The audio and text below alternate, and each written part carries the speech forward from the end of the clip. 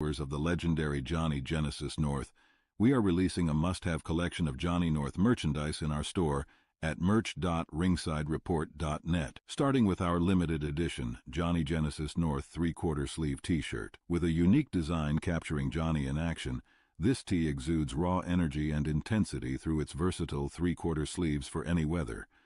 Stand with our legendary co-host, Johnny North.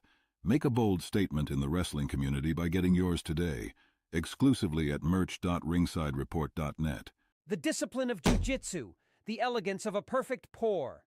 Introducing the jiu-jitsu-inspired shaker pint glass. Crafted for the martial artist in you. 16 ounces of pure elegance, perfect for post-training refreshment or a sophisticated cocktail evening. Durable, stylish, versatile. Not just a glass, but a testament to your dedication. Celebrate your passion with every sip. The Jiu-Jitsu Shaker Pint Glass. Cheers to mastery. Available now in our store. Go to merch.ringsidereport.net and get yours now. Strength in every sip. Here's a programming note from the Ringside Report Network. Every Friday, join Dave Simon along with pro wrestler Johnny Genesis North as they break down the week that was pro wrestling on Wrestling Uncensored. Join them live starting after WWE SmackDown and during AEW Rampage at 10 p.m. Eastern, right here, or as an audio podcast wherever you get your podcasts. Be sure to share this broadcast and review our podcasts on Apple Podcasts. It really helps us out. Why not become a member of the Ringside Report universe? Go right now before the show starts to membership.ringsidereport.net. That's membership.ringsidereport.net. Each and every Thursday at 8 p.m. Eastern Time, dive deep into the heart of MMA with Ringside Report MMA. Join seasoned analysts Dave Simon, Fred Garcia, and my good friend AJ D'Alexio as they dissect every fight, analyze strategies, and reveal their top betting predictions. From main events to prelims, our trio deep dives into the strengths, weaknesses, and potential game changers for each fighter. Looking to place a bet? Benefit from the expertise of our analysts and get an edge over the competition. Discover lesser-known facts, training camp secrets, and behind-the-scenes tidbits that only our seasoned crew can deliver. Share your fight predictions and be featured in the broadcast. For both new fans and longtime MMA aficionados, Ringside Report MMA is the key to unlocking a richer UFC viewing experience. Become an MMA insider. Don't miss out on our exclusive content. Subscribe now and ensure you ring that bell for timely notifications. Before we dive into today's action-packed broadcast, check out ringsidereport.net. Explore a wide range of exclusive articles and commentary that are specifically designed for the fans of pro wrestling and MMA. Did you miss a broadcast? No worries. We've expanded them all on our website. And don't forget to hit our store for exclusive merch and other must-have items, ringsidereport.net, where the real action is. We've got boosted odds coming. Dave's picks, which means I'm going to give you picks, and on the site, it'll say, like, minus 200 or something, but then I'll call my buddies at Bet99. I'll be like, hey, could we give it a little better? And it'll be like minus 150, so there'll be more value. What? You know what I'm saying? Yeah. You know what I'm saying? We're going to add value to the picks. We're going to get boosted odds at Bet99 for the Ringside Report universe. For all the viewers, we're going to give you picks, and then we're going to be like, there's a number here on this at Bet99, but maybe wait till Saturday morning, and there'll be a better number because we're going to give you those boosted odds. They're a sponsor, and I want them to do well, and they're helping the show and all of that, but at the same time, I want to give good picks and take them for everything they got, baby. But they got. Well, that's what it comes down to. You know what I mean? Listen, it's a weird relationship because I'm friendly with them and I want to do well and I want them to do well, but I also want us to do well, and for us to do well, we need to take money from them, which is part of the whole. It's part of the game, and they like it, and it's all fun. So we're gonna get some boosted odds, and we'll see how much we can boost them for the viewers, so we can make a lot of cash.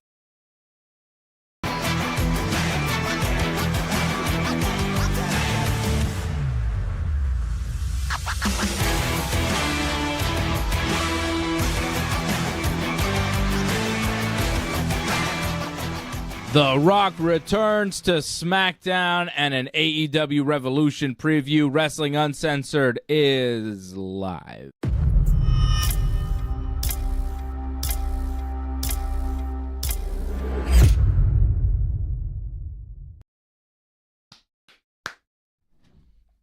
Yes, indeed, we are here. We are live on the Ringside Report Network. It's Wrestling Uncensored. It's a Friday night, 10 p.m. Johnny is here. I am here. And we just watched SmackDown. AEW Rampage going on right now. I feel like our boxes are off. Something happened to our boxes. Johnny North had all sorts of technical issues. I feel like my head's cut off here. What's happening? We got to fix that. We have some technical issues going on. You know what I mean? Like, unfortunate. What is that? Are we on there? There we go. Johnny's, I don't know, his headphones busted out, so we had to do all sorts of fixes before the show. That's why we're on a little bit late. But we have everything pretty much fixed now, I think. Pretty much. All right. I feel boxed in. I feel trapped. We'll see how this comes out in the end. You know what I mean? I feel like a little trapped. It's weird, John. Your box is like too wide. We can hear you, though. Yeah, I know. We can hear you, though. That's the important part. I don't like my configuration. I feel too trapped. All right. We got a lot to talk about here. The Rock, the Dwayne Johnson, showed up on SmackDown tonight. Quite a promo. Lasted about 40 minutes. The majority of SmackDown taken up by The Rock and Roman Reigns. When their segment was over, it was halfway through SmackDown, nearly. It was like 8:40. It's quite an epic promo from The Rock, and not the only epic promo that he delivered today. Another one that he dropped on his social media, a 20-minute rant about Cody Rhodes and Seth Rollins, which I'm sure you saw, John. Did you see that too? The 20 minutes? Yeah. I think for the most part, I caught all of it, I think. I'm not sure, but I caught it in parts, but I think I got pretty much all of it. It was quite something. So The Rock making a lot of news today. Huge news for The Rock. I think we saw maybe some signs of things to come for WrestleMania with Randy Orton and Kevin Owens tonight in the main event of SmackDown. We'll talk about that. And, of course, AEW's Revolution coming up on Sunday. A big pay-per-view from AEW. And the Stinger will wrestle his final match. Sting's last match ever. Ever? I think probably. He's 64. I think it's about time. He still looks fantastic. He may be one of the best 60-plus wrestlers we've ever seen. I think it's up for debate, though. I don't know if he is. I still say it's Terry Funk. But the Stinger is making a run for the Funker. He's done well for himself in his 60s. He's had a good run in AEW. Well, I thought Terry did amazing in his 40s and 50s. I feel like in his 60s, he wasn't in a main company. He wasn't on national television in the 60s. Okay. Yeah, he was wrestling, but it wasn't big time like Sting's doing right now. Mm-hmm. And unfortunately for Terry Funk, he retired so many times that you kind of lost the feeling for it. Where Sting, this is like one and done. I hope he keeps that because it's rare in wrestling. Is he the best wrestler that's been in the 60s? Like, is he the best 60-plus wrestler that you've seen performing at a top level? I mean, if you look at from the beginning of his career to now, because he was a main event player for pretty much most of his career. Yeah. Where Terry Funk was there too as well, but I don't think he was as long as on the top as Sting was. And the fact that Sting, you look at how long he wrestled for as well, it's quite amazing how long Sting wrestled for. It's really pay-per-views too. Incredible. The fact that he has been on top in the main event, never a mid-carder, always a main eventer since 1990? I would even say at least like maybe 89, 90. I think you're about right on that one. 33, 34 years in the main event scene in pro wrestling. All pretty much outside of the WWE except for a brief run there.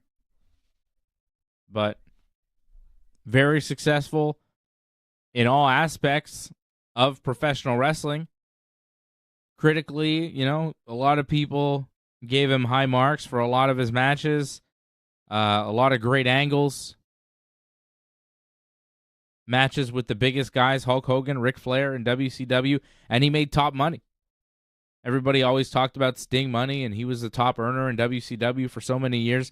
The guy made big money in WCW and then went to TNA and made big money there and was a main player there and went into their Hall of Fame and was a cornerstone of their company for many years. And he's had a great run with AEW and really elevated Darby Allin and so many other people that he's wrestled. It's quite a run for Sting. And you know me, John, I'm not a huge Sting fan. He's not been my favorite wrestler. It's not been my guy. But I respect him a great deal. How could you not? If you watch wrestling the way we do, week in and week out, watching all the shows, seeing the progression, you don't have to be the biggest fan in the world of everybody, but my God, I have a lot of respect for Sting. And I have become a bigger fan of Sting through this AEW run. My appreciation for him has grown. I like him as a tag team. I like him with Darby. I think Sting and Darby are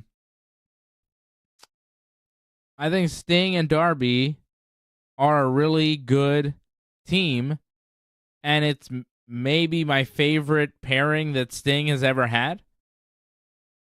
I thought the Main Event Mafia was cool, but, as far as a tag team, as far as Sting and another guy, him and Luger was, whatever. But Sting and Darby is very cool. I like the dynamic. It's been one of my favorite Sting runs, if not, my favorite. Which says a lot because it's been entirely in his 60s. It's different. I can't say it's my favorite, but I've enjoyed it without question. And I know there's been some times throughout the Sting run where you felt like Sting is over the hill and Sting shouldn't do this anymore.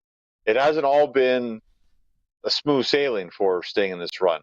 There's been some matches that went off the rails a little bit, without question. And it's kind of been expected because you didn't think Sting would ever come back at all. The fact that we got a couple more years of Sting was kind of incredible.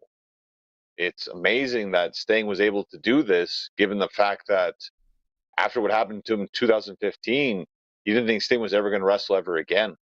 So it's incredible what Darby was able to help Sting accomplish in such a amazing amount of time. And I think the match on Sunday is going to blow people away. And I think it should be the main event.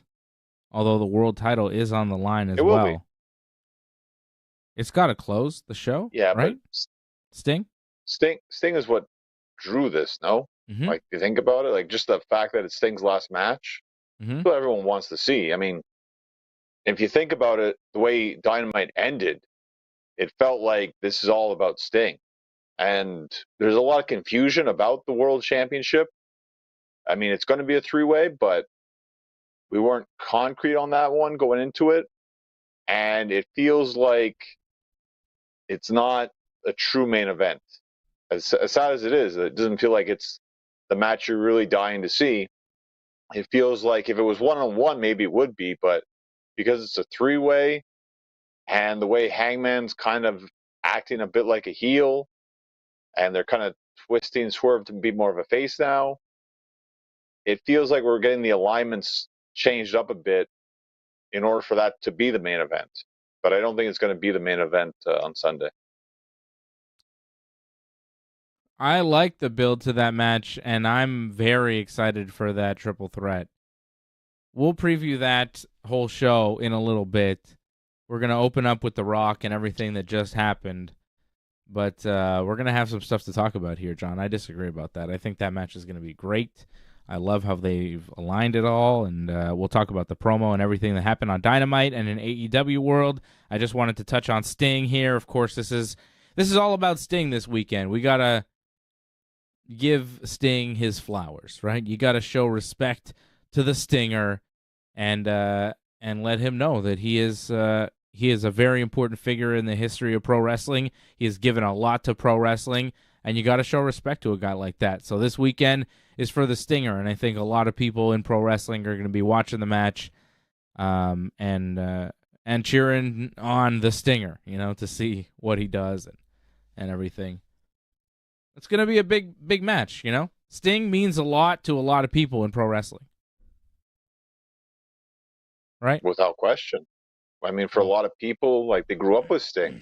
Yeah. And it's kind of weird for someone like your son, who this is the tail end now of Sting's career, just to kind of watch this. And just for him to get kind of a little bit of taste of that when he got on Dynamite this week. It's like that's just a taste of what Sting has done throughout his career. How Dynamite ended. I thought it was one of the best endings to Dynamite we've ever seen. Yeah, it was pretty awesome finish there with Sting descending from the rafters. I had a couple problems with it, though. Oh, we'll talk about it. It's fine. Yeah, I had a couple problems with it, with the logic. But I do want to address something in the chat, John, before we go on. First of all, I'm wearing a Yankees shirt because I'm a diehard Yankees fan, and I love the Yankees. And the Yankees won tonight in another, spring training game against the Blue Jays. They beat the Jays, of course, because they're the Jays. Juan Soto hit a home run. Okay. Tony Rizzo hit 2 home runs, including a grand slam, 5 RBI total on the night. Nobody beats the Riz. Yankees win again. And Reds. Thank you. How the Red Sox doing in spring training, John? Are you following? No, spring training doesn't mean much to me at all, so I don't really care. Are you excited about the Red Sox prospects this season? We'll wait and see. I'm worried about the pitching. I think the pitching is lacking, but we'll see with the bullpen. I mean, the bullpen could win us a couple of games. I'd be happy. So 2 out of 162?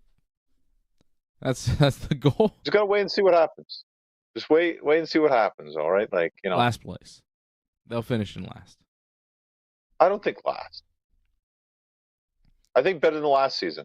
Them or the Jays will finish last. I think either way. It's going to be Yankees, and then I think Baltimore, then Tampa, and then probably Toronto and Boston. That's how I think it'll finish. I mean, you really got to watch out for Baltimore. They came out of nowhere last season, and I don't see them slowing down. I think it's tough. They'll slow down a bit. I think their closer is hurt. Their gigantic closer. So that's not good. Hardest division, I think, in all of MLB. Yeah, it's a very hard division, the AL East. I think the Yankees, who finished in 4th, still had a better record than maybe the first place team in the Central or something, or the second place team in the Central that got a wild card spot or something. Some ridiculousness. We'll wait and see. But I think I'm looking the forward to Yankees baseball should season.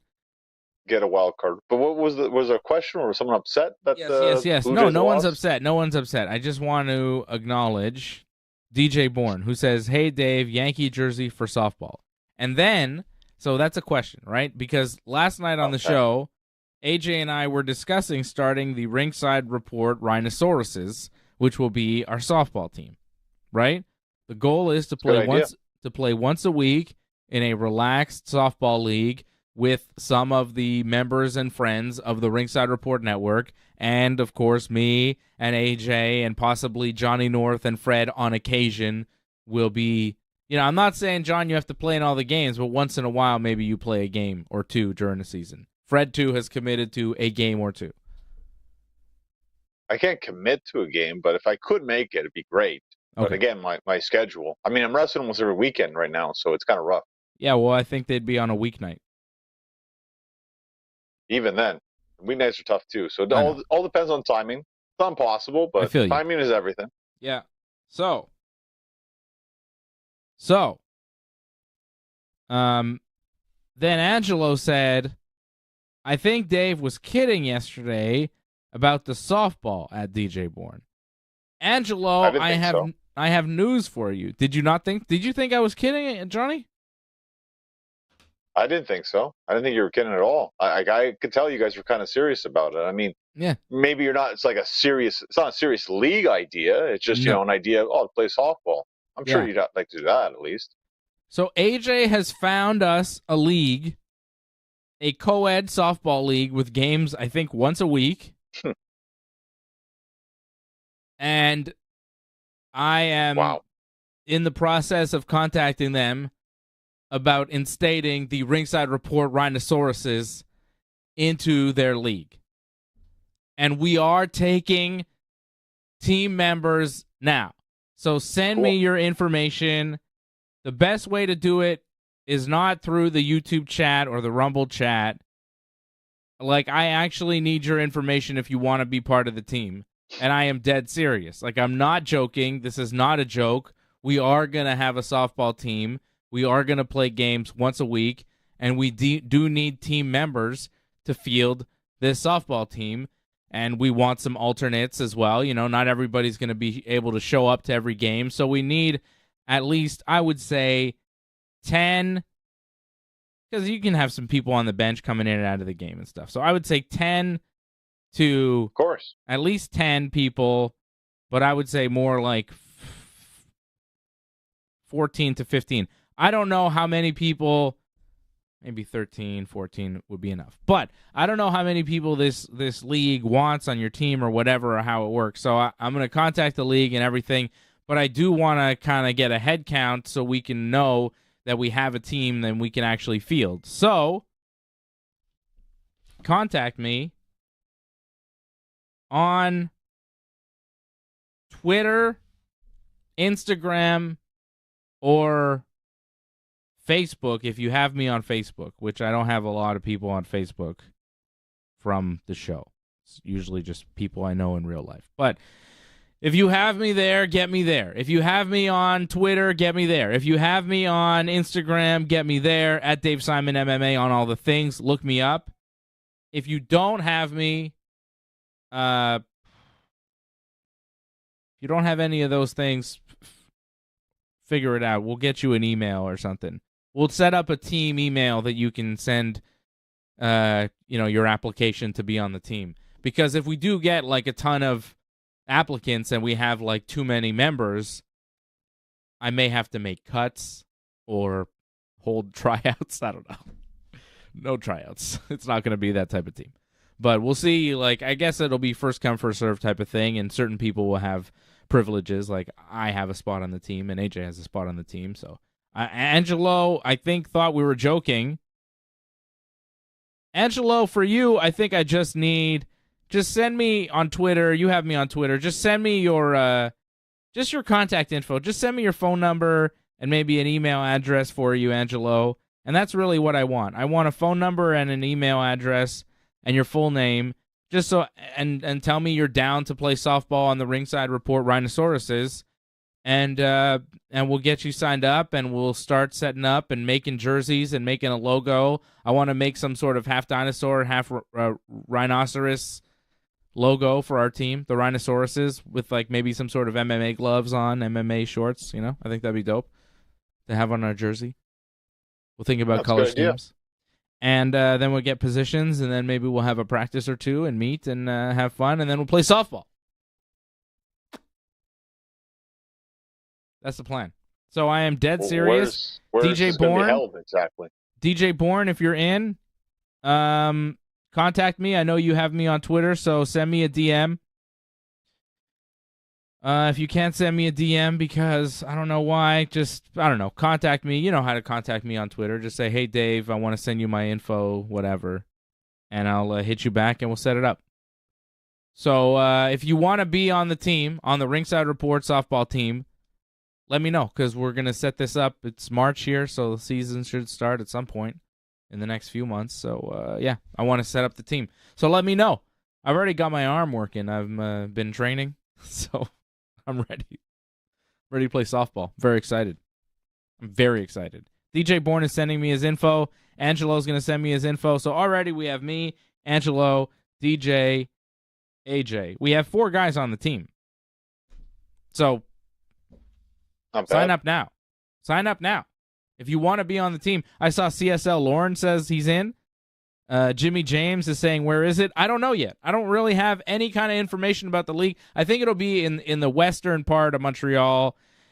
I'm hoping the LaSalle area, closer, southwest Montreal.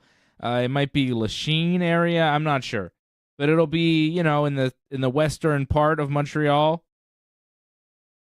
And yeah, because I won't accept anything that's too far from where I live, because who has the time to travel, an hour and a half in traffic for a softball game? You know what I'm saying? So for me, it'll be somewhere close to where I live, where AJ lives, which is the western area of Montreal.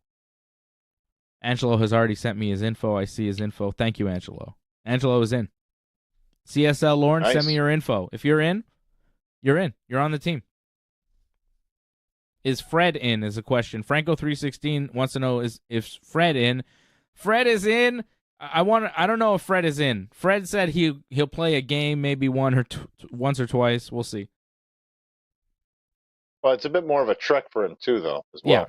Yeah. Fred lives out on the South Shore, so it might be more difficult for him to show up. But I'm gonna pressure Fred into showing up once or twice. If AJ and I are on a softball team, we're gonna be talking about our softball games on the show on Thursday nights, and Fred is gonna, be missing out, and he might want to join in once in a while. Franco says he wants to be a bat boy. He doesn't actually want to be on the team. That's okay. You could just hang out and hand us our bats. That's fine. Watch me hit dingers. I'm going to try and convince my brother to be on the team, too.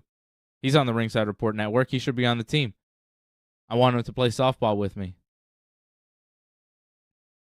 We'll see. Well, there's quite a few. Remember, AJ was trying to get Muscles Marco as well. So Muscles Marco. I think AJ's brother, too. AJ's brother, Julio D'Alessio. Try to get him on the show, too. That's or right, on the team. yeah. On the team. Get the D'Alessio brothers and the Simon brothers on the same softball team. Oh, baby, watch out. Watch out, Bash brothers. And it's a co-ed league, too, so I think maybe, some women on the team would be nice. I asked... you can try to get AJ's sister, maybe, yeah? She's interested. Yeah? Wow, a lot of D'Alessios on the team now. Now we're getting dangerous. No, it'd be fun that way. I asked my, baby moms if she wants to be on the team. I don't know. She didn't really give me a straight answer. I don't think she does. It's kind of tough. I don't think she wants to be on the team. I think it would be fun if she played on the team, but I don't know. Angelo wants to know if his brother can join. Sure, I guess. Still, your kids are. Well, let's start. Angelo, put him on the list. I'll add him to the list. I'm gonna compile a list, and I think we're gonna try and limit it to people that are in the chat and watch the show, and But yeah, I think probably. I can't see why not. We're gonna need enough people, but I have to check with the league and see what the team limit is. Now I'm gonna have to start turning people away, which is gonna be a difficult thing. I don't want to have to start turning people away. So for right now, I'm going to say everybody's welcome, but I guess at a certain point, if it's 30 people on the team, I have to say, unless we field 2 teams and we just have multiple divisions, I play on both once in a while. Who knows? We are starting a Ringside Report. We are starting a Ringside Report Network official softball team. And I will be your team captain and coach. I have many years of experience as a baseball player. They ended many years ago. I, just like the great Barry Bonds, retired from baseball and took up jiu-jitsu. Just like Barry Bonds. But you were clean at least, so that's nice. Who says I was clean? I was the dirtiest, filthiest 15-year-old baseball player there was. Anyhow, there's going to be a softball team, so it is official. There was chat. I had to address it because we are planning it. And honestly, last night when I was talking about it, I thought, yeah, this might happen, this might not happen. But AJ was really serious and pushed it through and then found a league and was like, Dave, contact these guys. And I was like, this seems about right. Franco wants to know what equipment you need. Cleats and a baseball glove? I think so. I don't know. I don't know. Just let me know if you want to play. We'll compile a list. I'll contact the league, and we'll see what we do. I mean, it's a co-ed league, so maybe you have to have a certain number of men and women on the team. I don't know. I really don't know.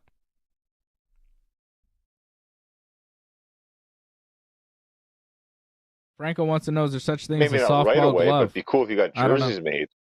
Yeah, we will get jerseys made. Oh, we will have a team, no matter what is happening, no matter who makes the final cut of the team, and maybe there'll be tryouts. If we have 30 people trying out for one team, I may hold tryouts and just pick the best players because I like to win. But that's nothing wrong with that. No, that's a joke. I don't think we'll do that. I don't think it'll come to that, really.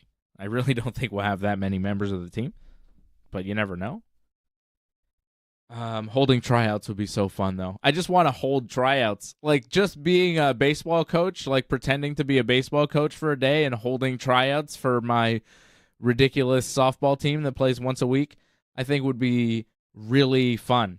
It would be like a fantasy camp for me, I'd walk around in, baseball coach attire. Maybe I'd wear baseball pants, just walk around yep. I'd, chew tobacco or no, not tobacco. I would have sunflower seeds, just be spitting them and just watching people throw the ball, making little notes on a clipboard. Oh, that's the life for me, Johnny. I wish I was a baseball coach. That would be great. I really want to coach baseball. So if we do have 30 guys on the team, don't be surprised if I hold the most ridiculous tryouts you've ever seen. There will be some baseball skills required, but then there will be a whole other set of skills that you need for the tryout that will not be baseball involved. Maybe wrestling trivia. See if you can hang. You know what's going to have to happen, though, is you're going to have to start streaming these games, so everyone will watch it on YouTube as well. Oh, we'll stream them for sure. We will definitely stream them. This is going to take off, John. This is what's going to be the new thing. The softball team is going to be massive in the summer. We are starting a tradition here. And if you get on the ground floor, you're going to be part of the team. It's massive. It's going to be good, Wait John. See what those jerseys look like. The jerseys are going to be pretty sweet. Sick. I'm telling you, they're going to be sick. I'm going to make sure. I love baseball attire. I imagine. I love it. Yeah, I'm doing it once a week. I guess we week. should talk about wrestling. Once a week? Yeah, all right. I'm doing it. I don't care what anybody says. It's happening.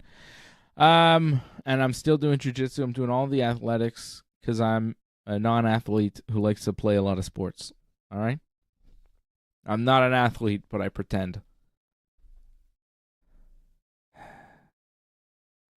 The Rock. You're not alone in that one. Yeah, right?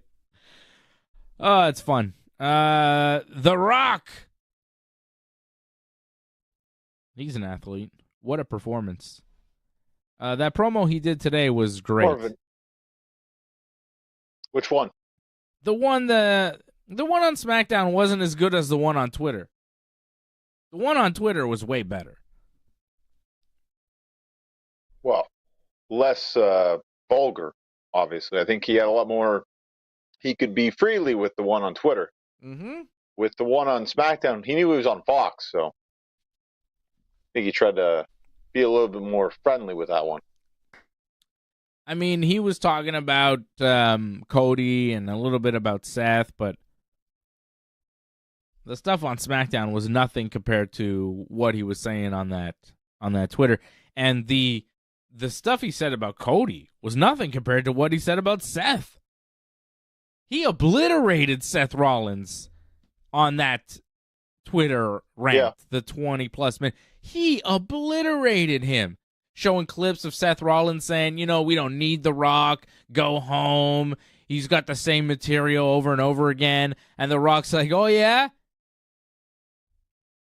I think you do need The Rock. Let me explain to you how you do need The Rock. When The Rock meets with his good friend and business partner, Ari Emanuel, who owns TKO, who runs the whole thing, who's your boss's boss, who's my business partner. I'm on the board, by the way. I'm your boss too, Seth Rollins. When I meet with him, and then we go meet with my friend and business partner, Ted Sarandos, who runs Netflix, and we're signing a $5 billion deal for Monday Night Raw, do you think they ask, is Seth Rollins going to be the champion when Raw comes? No, they don't ask that because they don't care, because they don't know who Seth Rollins is. They want to know if The Rock is going to be on the show. And they say, yes, The Rock will be on the show. And they say, thank you. And then they sign the deal and they give WWE $5 billion. And that's why you need The Rock, Seth Rollins, and all other wrestling fans, because the mere presence of The Rock is paying your salary and then some, and your wife's salary, and your whole lifestyle, and that bus, and everything you buy for your daughter is because The Rock is drawing money. You shouldn't be saying, go home, we don't need you. You should be saying, thank you, Mr. Johnson. Instead of being a disrespectful, entitled little shit, you should say, thank you, Mr. Johnson, for gracing us with your greatness. Fucking Seth Rollins. This is me talking. That's not even The Rock. This is me This is me going into business for myself because, I agree with The Rock. I agree with The Rock. He's correct when he says that no one cares about Seth Rollins, because no one knows about Seth Rollins, because none of these people are actual stars. He obliterated Seth Rollins. Cody Rhodes robbed the people of the match that they want, robbed Roman Reigns of the match. Tremendous promo from The Rock. Go out of your way to watch it. It was worth it. It's worth the 20 minutes. And only he can electrify on a 20-minute rant, just talking shit about people. No one else can do that. Find me another pro wrestler or another entertainer. Forget pro wrestling. Find me another rapper, actor, musician, entertainer, dancer, whatever the hell you want that could go, other than Cat Williams, that could go on a rant for 20 plus minutes talking shit about people and mesmerize. Cat Williams can do it. He kind of swung and missed on that Joe Rogan. He went kind of wild in a different way, and it was like, what? The first one with Shannon Sharp was crazy, though. Anyhow, you see that? He was good. He's good at talking shit about people, but, he can't stay on track. The Rock can stay on track. He's got more discipline. My goodness, is he electrifying. No one else in entertainment can do what the Dwayne does. Fantastic. And then on SmackDown again. Why? More. Yeah, I don't disagree with you. I thought The Rock was definitely the best part of today. Both promos I enjoyed very much. And to me, The Rock was what made this WrestleMania main event important, because he kind of made it make sense now. Before there was kind of holes to the whole story. And now, after what he said and what he said on SmackDown, like, he helped it make sense, and now we have a better direction going forward with the tag team match. That's pretty much going to happen, I would imagine. I mean, of course it's happening. The Rock made the challenge, and that was really the big headline out of the whole promo with Roman Reigns and The Rock and everything. Not just that there was tension between The Rock and Roman, which, will be explored down the road for sure, but also that The Rock made the challenge for night 1 of WrestleMania. The Rock and Roman Reigns versus Cody Rhodes and Seth Rollins. If Cody's team wins, the Bloodline, including The Rock, are all barred from night 2 of WrestleMania and cannot interfere in the match, and Cody Rhodes can attempt to finish his story one-on-one with Roman Reigns. If Team Rock and Roman win, then it is Bloodline rules at WrestleMania. Anything goes. The Rock can interfere. Solo can sing the national anthem. And that got a big pop. That was funny. They were chanting Solo. Solo was reacting funny. That was good. And, basically every Samoan wrestler that's ever wrestled is going to come out and beat up Cody Rhodes, and he'll never be champion ever. So those are the stipulations for this ginormous tag team match that we will see on night 1 at WrestleMania. That was made official tonight. Rock says, Cody, don't forget I'm your boss. So you must accept, you must, take this match. You have no choice. When Rock said that he was Cody's boss, the crowd started chanting Triple H. There's a good crowd tonight in Glendale, Arizona. The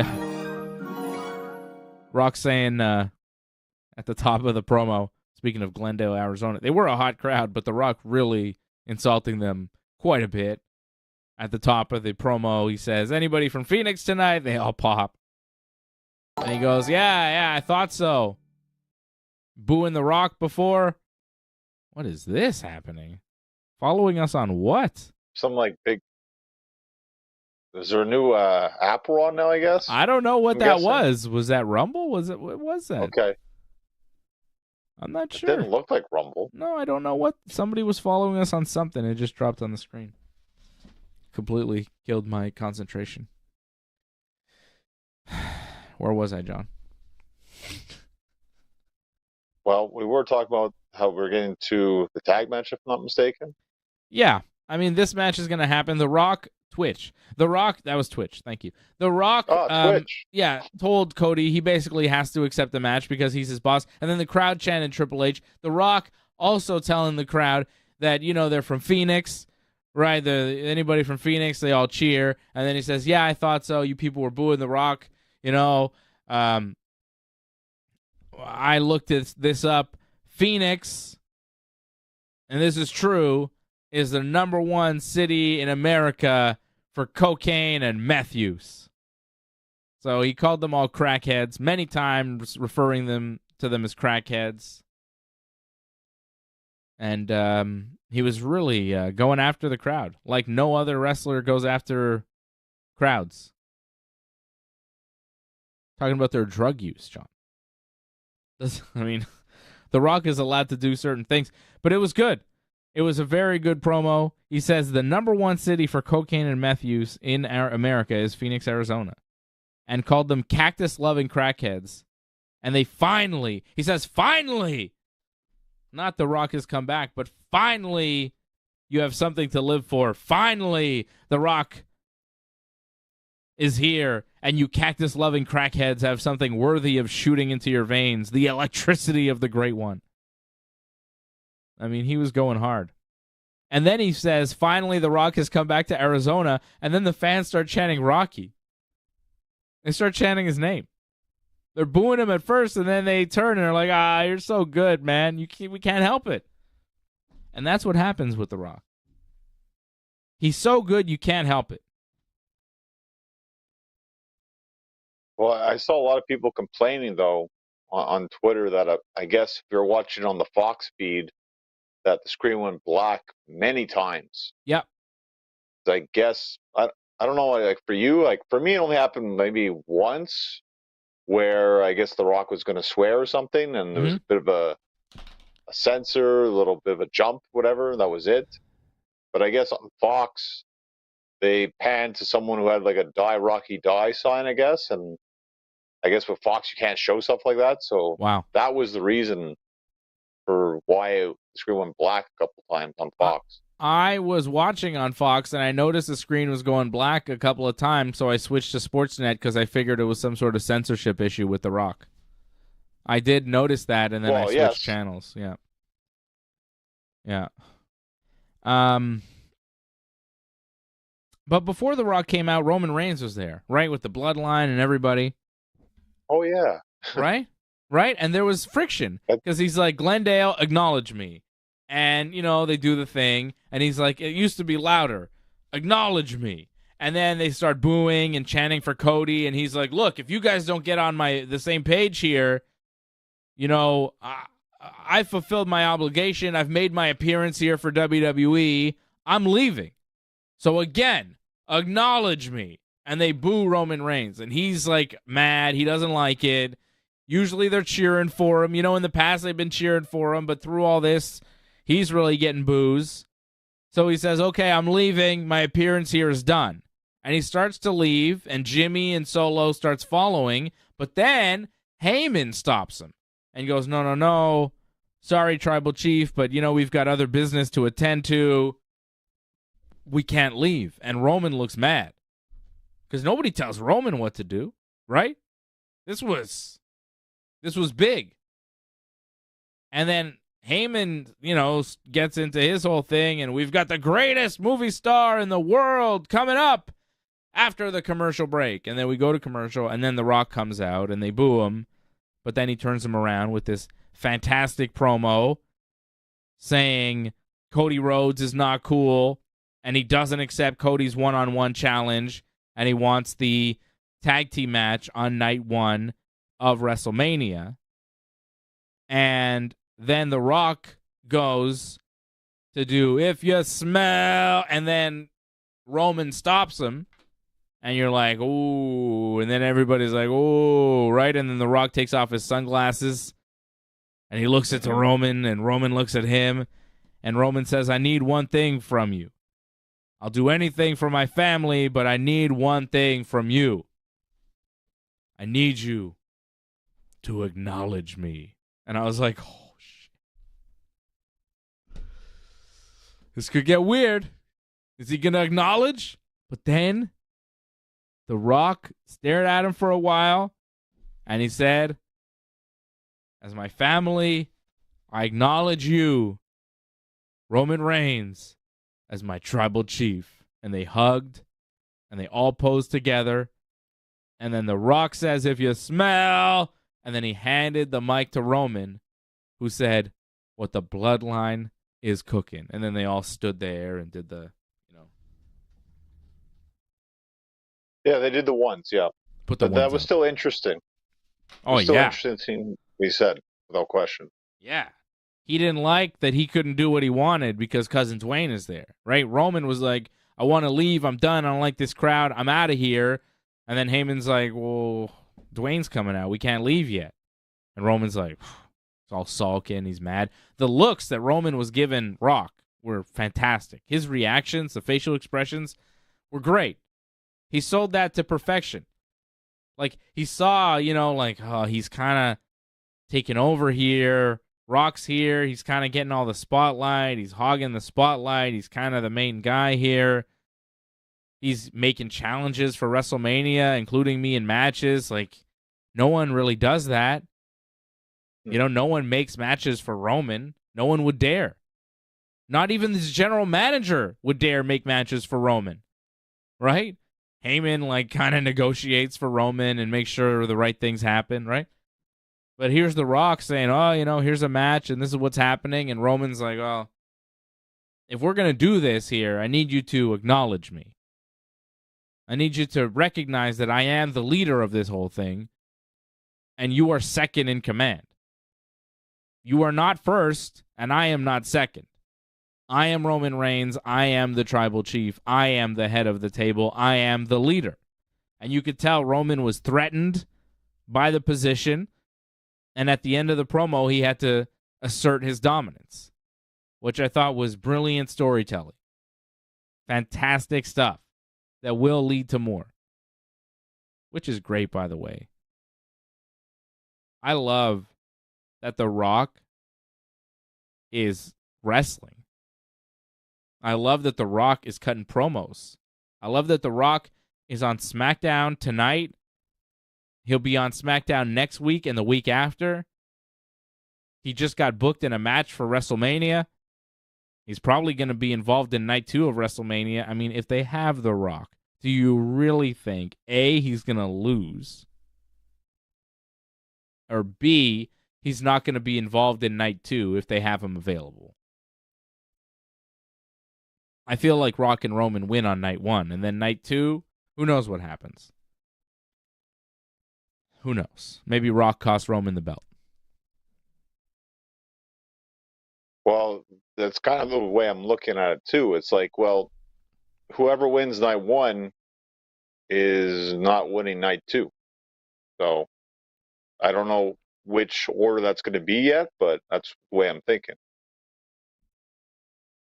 I mean, do you really think they would have Cody and Seth win the match on night 1 just so Cody can have a clean one-on-one match with Roman and then beat him clean? That doesn't seem like the way to go. No, like, I mean, but you have to... again, lose to him clean? The Rock's. Right, because if Cody and Seth win on night 1, then Cody would wrestle Roman in a one-on-one match with no interference the next night. And, I mean, winning the tag match and then beating Roman the next night is a little much.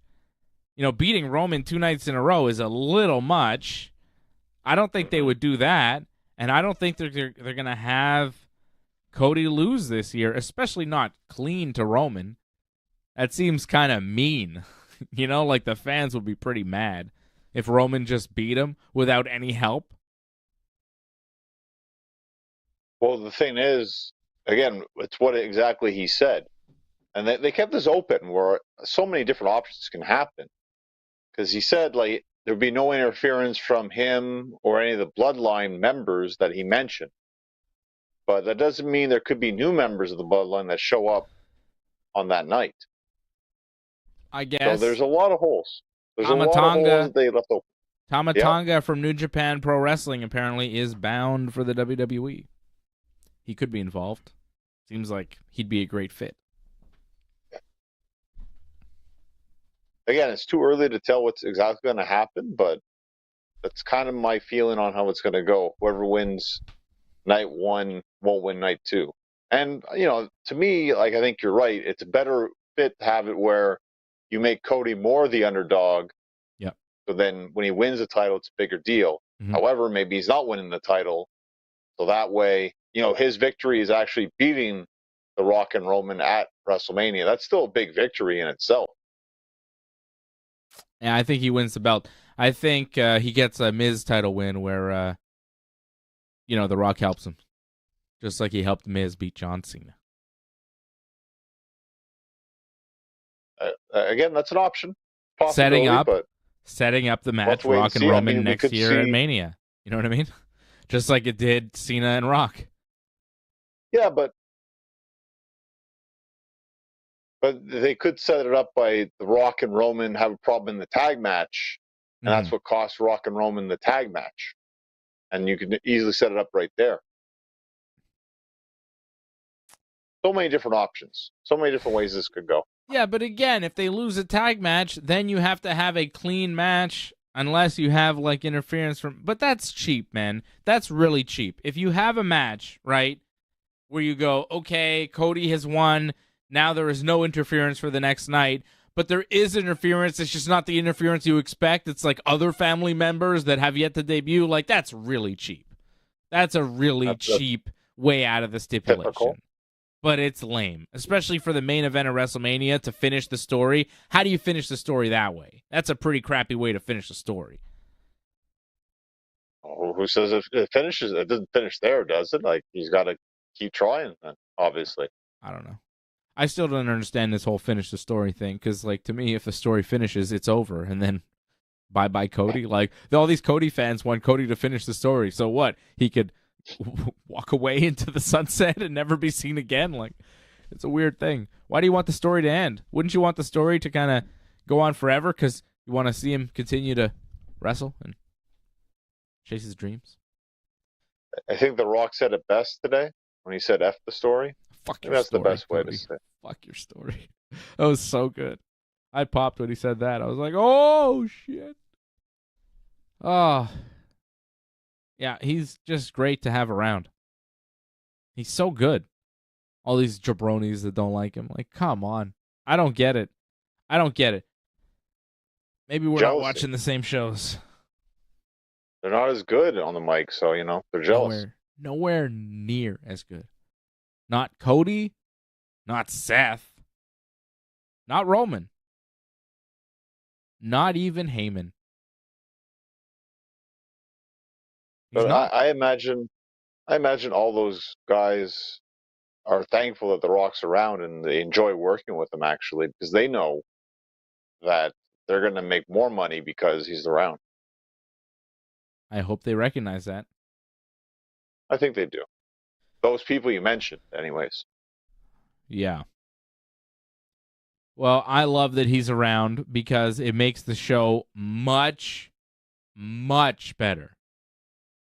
Right? Definitely. Of course.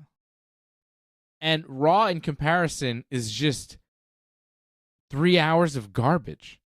Raw feels like they are running out the clock until their time on USA is done and they go to Netflix. Like, they're not even trying because they don't really have to deliver any kind of product. Like, what is the motivation for WWE to deliver a stellar episode of Raw as opposed to delivering a great episode of SmackDown? Like, if you're going to concentrate on one great show per week, if you're WWE, if you're going to put your efforts into one show more than the other, you got to figure you're going to put that effort into SmackDown. It's on Fox. And also, your USA deal is running out here for Raw.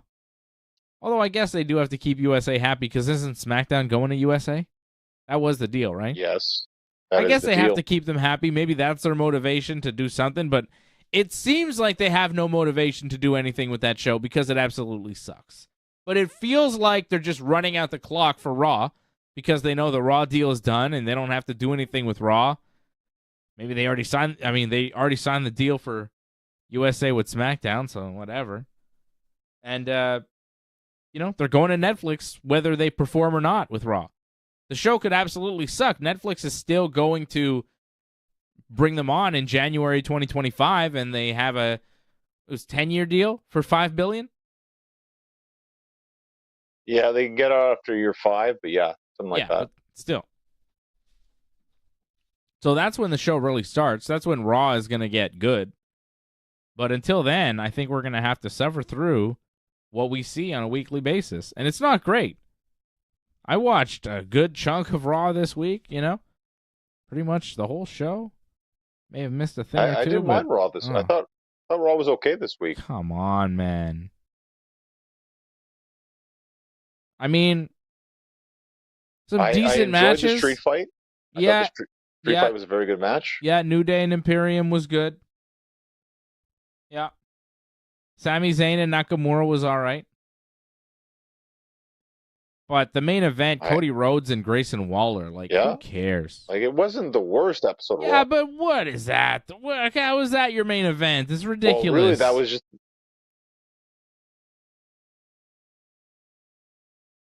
Yeah, but that's just to set up Heyman coming out. That was the true main event, was just the confrontation with Heyman.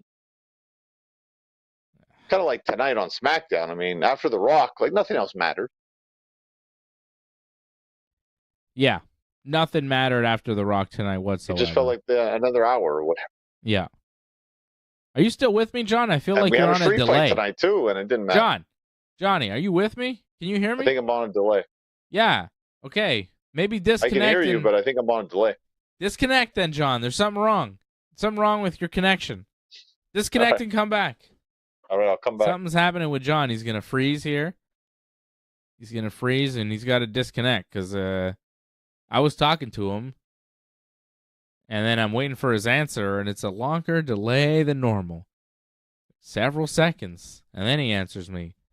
Then I realized John's got an internet connection issue. John's got all sorts of technical issues tonight. We're working through them, though. We're here for you on a Friday night. But yeah, Raw has just not been a great show lately. It's been hard to sit through for me. I have not been enjoying a lot of it. There's some movement with Gunther, which we can talk about. If John comes back, did I just lose John forever? Huh. He froze. Supposed to disconnect and come back. And he never came back. Imagine that. Huh. He should be back here momentarily. There is some stuff with Gunther. It seems like they're setting up some sort of Intercontinental title match with Gunther for WrestleMania. Sami Zayn might be involved. Dominic Mysterio seemed to challenge Gunther. There was a promo on Raw where Dominic seemed to get into Gunther's face. I think we might be looking at a multi-man match for that Intercontinental Championship at WrestleMania. I think Gunther, Sami Zayn, and possibly Dominic Mysterio. Where's Johnny? This is odd. Maybe John's having connection issues. Because it was clearly an internet deal with him before. And now still no Johnny. Should we text Johnny?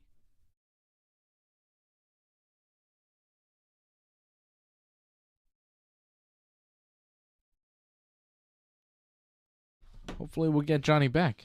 I feel bad. I told him to disconnect and he never comes back. So weird. Oh, it happens, right? Live shows, we're doing internet things. Things get complicated. Angelo asks, what did you think of Judgment Day face-off with Imperium? I thought it was weird. It didn't make a ton of sense to me. Two heel groups facing off. Who are you supposed to cheer for? I don't think you're supposed to cheer for Imperium. I don't think you're supposed to cheer for Judgment Day. I thought it was odd. And the fact that it resulted in Dominic Mysterio being the guy to step up to Gunther is just weird.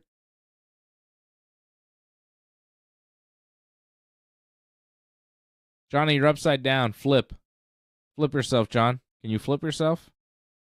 Are you there? Can you hear me, John? Hold on. Oh, maybe not. Hold on, John. Don't flip yourself. Stop flipping. We're going to fix it for you. We got to fix Johnny. Johnny is back. Johnny, while we fix your screen, what did you think of the Gunther Imperium thing? The Imperium and Judgment Day face-off. Like, why are they doing that on Raw? Well, what they're doing is they're kind of setting up what his match is going to be, because we still don't know what the match is going to be, right? Exactly. They threw out a bunch of names. Yeah. They said Sammy. They said Chad Gable. So right. I think and Dominic, why they're having like and Dominic maybe. Imperium. Yeah. Well, that's it. That's it, mate. I think it's going to be a whole multi-man kind of thing where they're all going to get a shot at him at the same time. Yeah, I think. I don't know, like, do you if think that's four-way? How you're feeling it? Four-way? Or more? Or maybe 5-6 way. Like, I think Bronson Reed would get involved as well. Wow. Maybe a Nakamura. Yeah.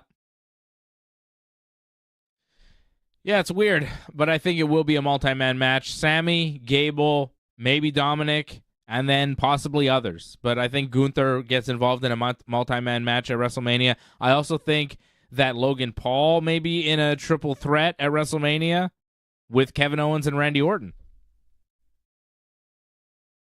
Yeah, I guess, because it's kind of like how they used to do the tag match, where they're both like 4-corner matches.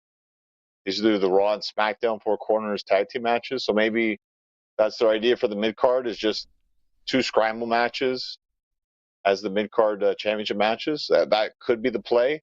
it might be a better idea instead of having a bunch of singles matches, right? Instead of having like Randy versus Logan, AJ versus LA Knight, just throw it all into one.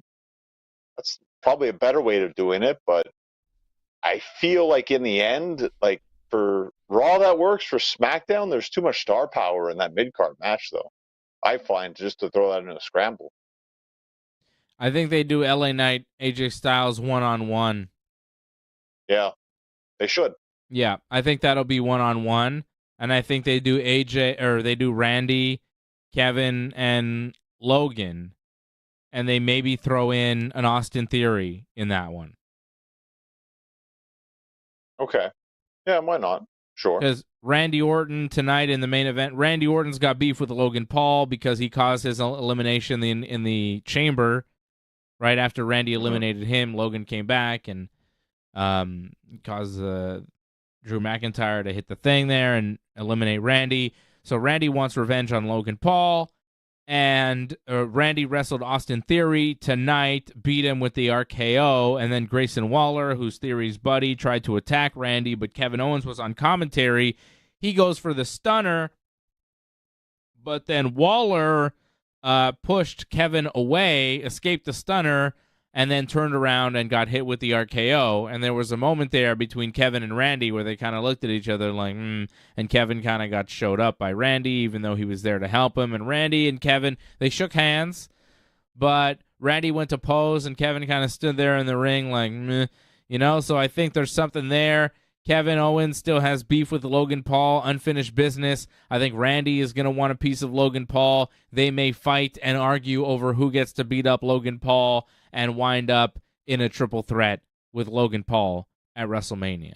I don't really see who else you could add into that match other than possibly, an Austin Theory to make it fair for Logan, where it's not just Kevin Owens and Randy beating him up all match. There's another heel who can kind of help him in a four-way still for the U.S. title. Theory, a former champion, makes sense, and I think they probably want to have a spot for Theory on the card.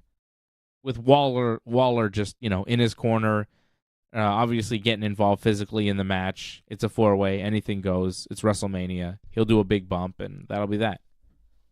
If that. I think it's a good idea. I don't know if that's their play, though. That's a big question. Like, if Kevin is involved in some capacity, it feels like that's the only way he could really be involved. But I feel like a three-way would still work, too, though. Maybe they're building towards that. I don't think you need to have a four-way, but I think you're right. Austin Theory at WrestleMania does, it could work. Yeah. I just feel like there's so many multi-man matches. Like, we're also going to have more than likely, like the LWO against like Santos's group, more than likely. Legado del Fantasma. But that's going to be like, what, a 6-man or like an 8-man tag or something? Or maybe even like a 7-person tag, because they'll have the women involved too. Yeah. So that'll be messy. Big tag team brawl. And probably a multi-team match for the tag team titles. Right? Of something, yes. Of whatever that will be, yes. You could always stick Waller and Theory as a tag team in that if you want. Right? Yeah. Gauntlet would be great for that, I think. That way you throw all the teams in there. A gauntlet would take so long, man. Come on. Those matches, they're long.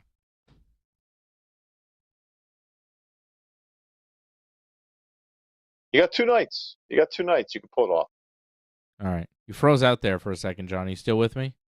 I'm going to say 1, 2, 3. Then you say 4, 5, 6. 1, 2, 3.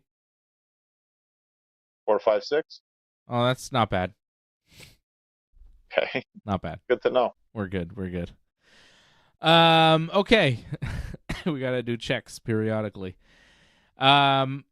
So we see, a bunch of matches kind of setting up for WrestleMania. You mentioned Rey Mysterio. He came back tonight. I thought the match was fun. Carlito getting the win over Santos Escobar after a bunch of interference. It was a hardcore match, tables involved and everything. The LWO got involved. Santos's guys, the Legado del Fantasma, which is Angel Garza and Humberto Carrillo, they attacked Carlito during the match. Then the LWO came out and they attacked. and then Legado took them out, and then Rey Mysterio came out on crutches because he's been injured, and then Garza and Humberto thought he was really injured, but why would he come out by himself on crutches to get attacked? Like, it didn't make a lot of sense. He'd be a sitting duck, but anyways, he wasn't a sitting duck. He was pretending to be hurt, and when they approached, he nailed them with the crutches, and then came into the ring and helped Carlito beat up Santos Escobar.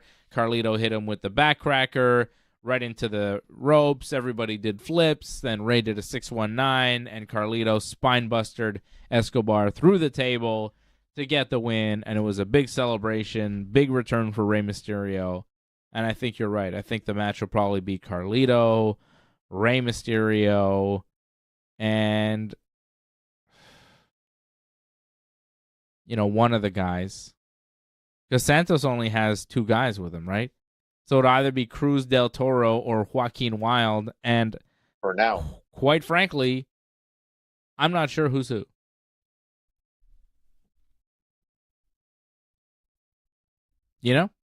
Who is Cruz and who is Joaquin? Joaquin Wilde's the one. See, again, we're delayed here, John. We got a delay going. Joaquin was the one who did that crazy. John, we got a delay going. What's happening with your gimmick, man? It sounds like it's dying, unfortunately. You're killing me. But I think Joaquin was the one who did that crazy jump, if I'm not mistaken. If that helps at all. It doesn't. Getting the difference between the two. It doesn't. It doesn't, John. We can't have a conversation like this if there's a huge delay. Let me just try again. Are you with me? 1, 2, 3. 4, 5, 6. Oof, that was a long delay. Try again. 1, 2, 3. 4, 5, 6. See, that's bad. I don't know. There's something off with your connection. All right, let's keep going before Johnny's phone completely dies and the show ends, and it's all a terrible ball of fire. Tiffany Stratton got a win over Naomi tonight. Bayley and Dakota Kai against the Kabuki Warriors ended when Dakota turned on Bayley, dropped off the apron, did not take the tag, and then all of Damage Control, Asuka, Kairi, and Io beat up on Bayley, and Dakota joined in, and now Dakota is back with the Damage Control people. It was all a massive ruse. They tricked Bayley, and now they're all against Bayley, really stacking the odds against Bayley for WrestleMania. It is Dakota Kai now making it a 4-on-1 at WrestleMania. I mean, not a 4-on-1 match, but still, it'll be 4 of them against 1 of Bayley, and it'll be Bayley versus Io 1-on-1 for that WWE Women's Championship. But a big development in that whole story, right? We had the turn of Dakota Kai, and not only that, Damage Control backstage. After that, Jade Cargill was giving them some harsh looks. So maybe Bayley won't be alone. Maybe Bayley will have a new friend in Jade Cargill. Or maybe Jade is going after the tag team titles and doesn't care about Bayley whatsoever. Maybe Jade has a tag team partner in mind, like Bianca Belair. Because Jade and Bianca versus Asuka and Kairi would make one hell of a WrestleMania match. I agree with that. Like, that tag match makes a lot of sense for me. And with Bayley, like, we kind of saw this last week, did we not? With Dakota, like, that was going to break up. Like, we knew this was going to happen. It finally happened. We didn't think Dakota with Bayley really needed to be. Like, why did Bayley need a partner in this? She doesn't need a partner. Nope. And the 3 women who speak Japanese and not a lot of English will benefit from Dakota Kai speaking for them, cutting the promos, because, English is their first language, and they need kind of somebody to speak for them. So, it's good. That works. Bayley doesn't need somebody else with the promos. Bayley can do the promos on her own. They need help with the promos, so Dakota is there. It makes a lot of sense. Braun Breaker beat Zion Quinn with one move. He speared him and then beat him. That happened, yes. Spear. It's over. That was his SmackDown debut tonight. All right, Johnny, let's move over to AEW's Revolution. It is coming up this Sunday. It's a big show for AEW. Quite frankly, I have no plans for coverage of the pay-per-view. Well, at least you're transparent about it. It's all right. I'm sorry. I'm trying to figure out what to do, and I don't have anything. Maybe there'll be something at some point next week, but you may just have to wait until next Friday to hear our thoughts on Revolution. That may be the case. We do post shows for all the pay-per-views, but this one on a Sunday night, it'll end very late. I just don't think it'll be possible for me to be on that late doing a show. We got things to do Monday morning, and it's just impossible. So, that's that. For our thoughts on Revolution, you have to wait till next Friday, I think. There was a possibility of doing something Monday night, but I actually have a separate recording session doing some other pro wrestling stuff, John, that I'll tell you about later. Cool. Yeah. Cool stuff. Cool stuff happening. We got a lot of things going on the back burner on Ringside Report on the network. We got a lot of things brewing. It's kind of crazy. I've been busier. You know how, things have kind of changed for me lately, and I've been getting busier, right? Doing different things, and then the show, like, there's a lot of other things that have just kind of popped up at the same time. So as I've been getting busier with the shoot gimmick, shoot job, the Ringside Report network has been kind of blowing up too. So everything's been getting busier and more hectic, and it's just like, there's been a lot going on, is what I'm saying, John. There's a lot happening behind the scenes. And, that's exciting for the network. It is super exciting. I'm very excited. Like, I'm very happy that everything is moving in this direction. And I'm just trying to keep, all the plates spinning. So who knows? Who knows what's going to go on in 2024? I think 2024, this is where things get crazy. 2025 is going to be even crazier. So, yeah. Get ready. Get ready, Ringside Report fans. We've got a lot of things coming for you. And, some things I can't really talk about right now, but they're coming. So, it's exciting times, John. There's, like, a lot happening right now. I wish I could say more about any of it. Well, when you can. Well, we got a softball team. That's one thing that I could talk about. There was that, right? Yeah, well, when I can, it'll be apparent, and we will talk about it, and we'll let you know, and it'll be very clear to everybody what's going on, right? Like, it'll be things that we promote, and they'll be on the network and everything, and So no coverage for Revolution, but don't be afraid. There will be a lot more things coming your way for all the members and all the viewers of the Ringside Report network. Very exciting stuff, John. Very exciting. I'll tell you about some of it. You don't even know about all of it. There's some stuff you do know about and some stuff you don't. I have to fill you in on some latest developments after the show. Okay, AEW Revolution coming up on Sunday. Hangman Page on a crutch cut a promo to start off Dynamite this week. He says he wasn't going to be able to wrestle on Sunday. He's injured. Sad promo, babyface promo from Hangman. Then Swerve shows up. And he says, he targeted Hangman out of respect because he knows Hangman is dangerous.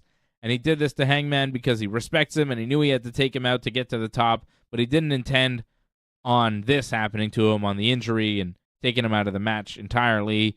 And Swerve says, but this is destiny and he's destined to be the next AEW champion. Out comes Samoa Joe, who says the belt is staying with him. He's going to retain his belt and all that. Swerve says he's willing to do anything to be champion, and he's proven that, including breaking into another man's home and threatening his child. Which, you could see Hangman in the back, kind of out of the match, pissed off about that comment. And then Hangman decides to smack Swerve with the crutch and beat him down, unconscious, and he's not hurt, and he's still in the match. He was faking the whole time. He's a heel. He's a mean guy.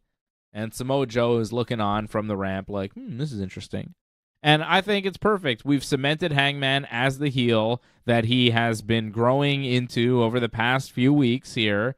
We have cemented Swerve as the clear-cut babyface in this match, which has been the momentum of the audience for the past several months as Swerve has become a beloved figure in the post-MJF era. I would wager Swerve as being the top babyface in AEW. One of the most loud and positive reactions of any wrestler in AEW right now has got to be Swerve. They love the song, they love the dance, they love the attitude, they love the matches, they love the promos, they love everything of the presentation of Swerve Strickland right now. It is working in every facet of professional wrestling, and Samoa Joe is kind of in between. Like, he's a heel, but a lot of fans love him because he's Samoa Joe and he's a legend of pro wrestling, and how can you hate Samoa Joe? But, he's a heel, so you boo him because he does dastardly things.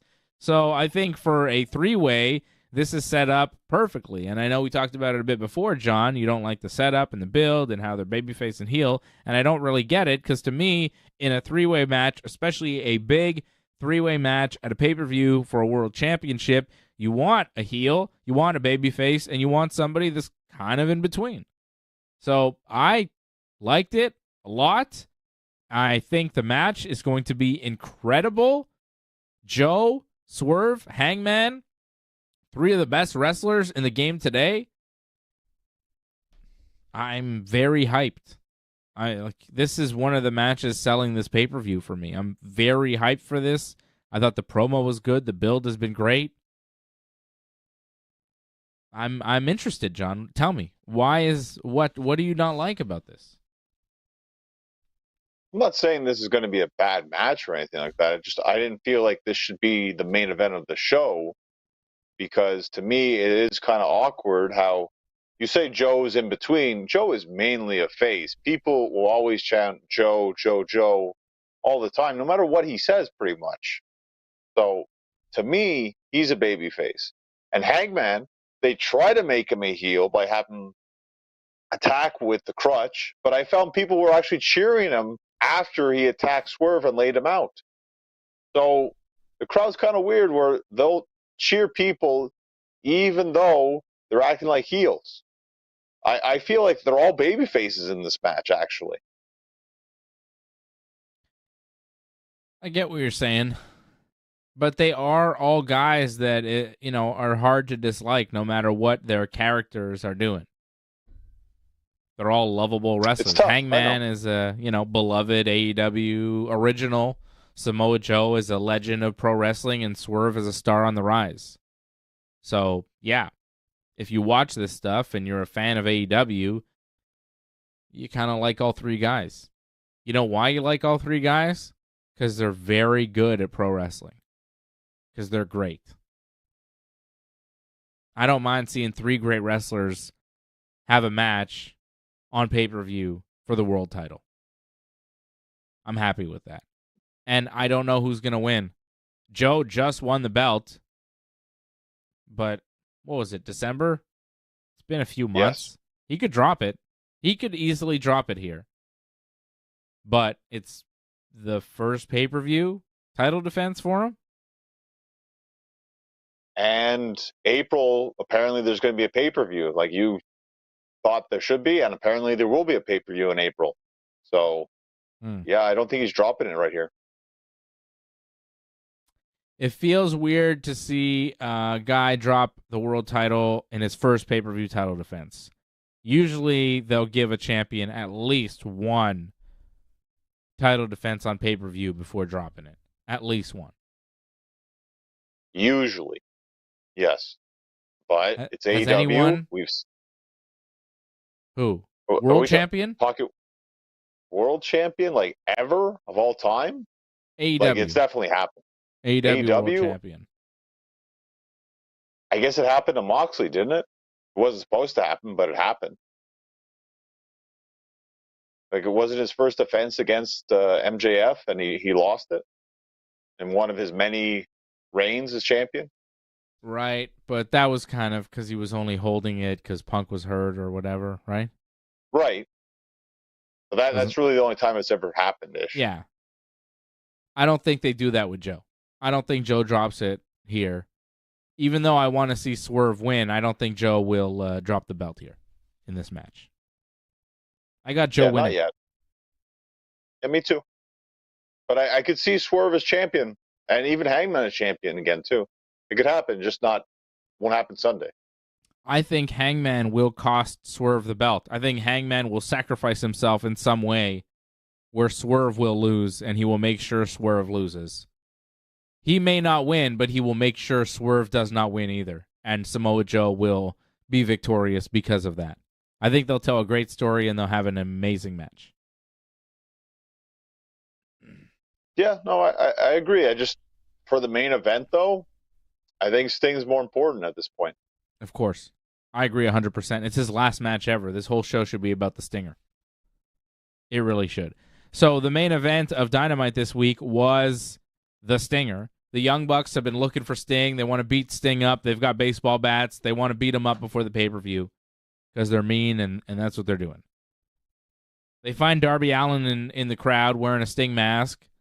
They grab him. They start beating him up. Ric Flair comes out.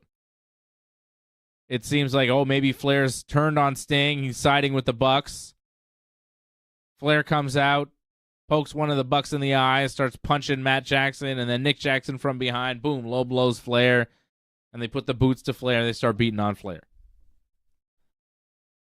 Then Sting finally shows up. Sting's music hits, right? Right. And the Bucks walk out to the ramp. They're going to catch him walking out. But Sting's not on the ramp. He's not coming out on the entranceway. He's coming out from the rafters like he did in the 90s in WCW. And he shows up from behind, and he attacks the Bucks, and he's got the baseball bat and stands tall there at the end of the show. It was cool. It was nostalgic. It was a beautiful final moment for Sting on Dynamite. Last ever Dynamite for Sting. It was cool.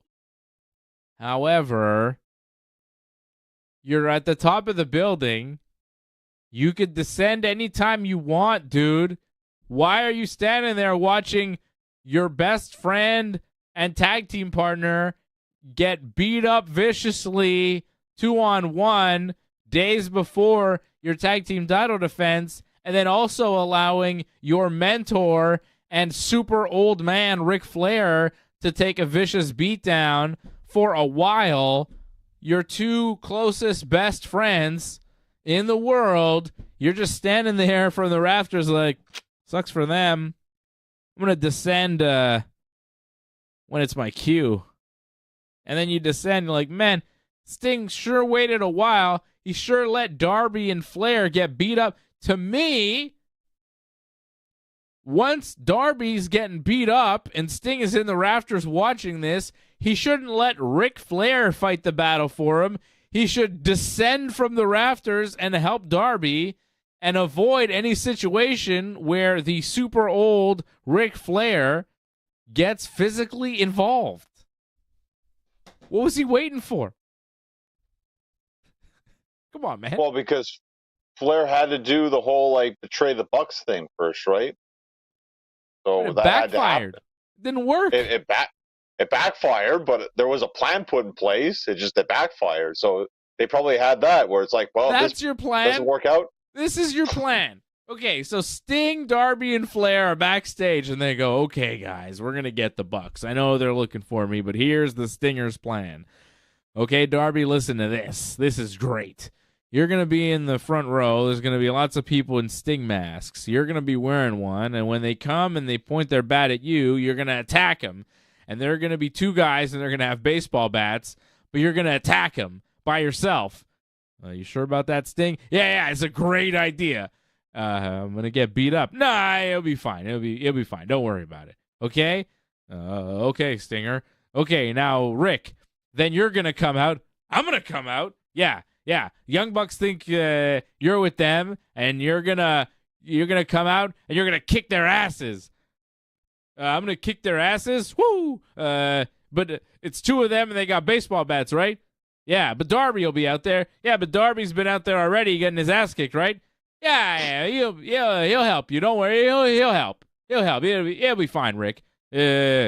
Okay, Stinger, what are you going to be doing? I'm going to be up in the rafters just like watching, and like when it's time, I'm going to come down and I'll help you guys. I'll help. I'll have a baseball bat too. Hey, Stinger, should we have baseball bats? No baseball bat. Just come out unarmed, pretend you're with them, but then poke them in the eye and, do the Flair thing. You're super old, but I'm sure you could beat the Young Bucks with baseball bats. And a half-dead Darby Allin in the corner. That'll be fine for you, Flair. This is their plan, Sean? This is a Stinger's plan? I think after the meeting, Darby goes, I don't think Sting's got the planning in him anymore. I think it's time to retire. I think old Stinger is a little confused. He thinks Flair can beat up the Young Bucks by himself. I think he's a little out of his depth. But they don't want to interfere because, hey, it Sting's last week. So they're like, all right, Stinger, it's your plan, brother. We're going to go to. And if we die from the Young Bucks, so we die. I mean, they've got my blood all over their suits, and they wear them like a prize. They seem pretty sadistic and hell-bent on murder, but, it's your last week. It's not like we're gonna piss them off a lot, and you're going to abandon me, and I'll be by myself against the Young Bucks for eternity in AEW. Shit. Wow. You know what I'm saying? That's one way of looking at it. That's not the way I saw it. Like, I thought, poor fucking Darby. He's just the front line getting his ass kicked for no reason. Sting's like, fucking Darby, you'll be fine. They'll have bats. It's two of them, but I'll send Flair out for you, Darby. Don't worry, Darby. I'll send Flair. He'll save the day. They won't know what hit him. Believe me, he's the dirtiest player in the game. Woo! Come on, Darby. It'll be great. Darby's like, shit. Flair's my backup? Imagine you're in a fight, and they're like, go fight these two guys with baseball bats by yourself. Don't worry. I'm going to send this old man to help you. It'll be fine. Because they think the old man is with them, but he's going to turn on them, and then he's going to kick their ass. What a shitty plan, Sting. Come on, John. There was a big hole in the logic there. I'm watching this thing going, what took you so long, dude? You're watching your friends get beat up and you just kind of wait so you can make a cool entrance? Fucking ridiculous. Well, I don't think, again, the original plan would be that Darby wouldn't have been found out, right? It would have been like a sneak attack from Darby because they're the ones that unmasked him, right? But I guess the idea was that they weren't supposed to unmask him, but they did. Sneak attack on two guys with baseball bats when you're one man. You think that's going to work? That's a good plan? Again, they had backup plans put in place, and it worked out in the end, so. Yeah, it did work out in the end. It was a fun moment, but watching it, I thought, yeah, all right. Chris Jericho beat the Atlanta Braves Jr. What? It's Atlantis, no? Okay, could we stop pretending here for a second, John, and just be honest about the parade of luchadors that have been coming into AEW that we're supposed to care about? And let's just say we don't care about any of them because they're all coming in from CMLL and they go, this is a big deal. It's Chris Jericho against Atlantis Jr. And you go, who? And I watch wrestling, okay? These guys show up once in a while. You have no idea who they are. And they wrestle and you're supposed to care. And I'm really tired of this whole CMLL invasion because, like, I don't care about any of these matches. Jericho wrestled his father, who was in his corner. He threw in the towel. Jericho won. It's nice for Jericho, and I'm glad he's getting to do this, and I'm sure this is important for him. But for me, I'm seeing a lot of these luchadors coming into AEW lately with kind of one match here, one match there. They were doing stuff with the Blackpool Combat Club. That seems to have stopped. There's a lot of that going on, and I go, it seems like a separate part of the show, like an island of AEW, where it's like, here's a CMLL part of the show. It's not for you, AEW Dynamite viewers. This is for some people in Mexico that watch CMLL. They get to see their stars wrestle on our show. It doesn't feel like it's for us. There's very little introduction to who these characters are. I don't know who Atlantis Jr. is. Like, he's a fine wrestler. He's good, whatever. I have no problem with him. It's just AEW's presentation. It's, like, hard to make the audience care. And I know people are like, well, you shouldn't say who's that guy? You know, you should just do research. It's like, yeah, but I'm watching a wrestling show. I'm supposed to go and, like, Wikipedia the guy and watch 10 of his matches from CMLL and, you know everything about him. Like, come on, man. How many wrestling promotions are we really supposed to watch? It's ridiculous. AEW should just do a better job of saying, this is who this guy is. Here's a highlight package. This is why it's important for him to wrestle Chris Jericho. And, give us a reason. But even then, like a one video package, I still don't know if I would have wanted to see this match. It was unnecessary. It was a fine match, but it meant nothing to me. And I think it meant nothing to anyone except for the guys that were in it.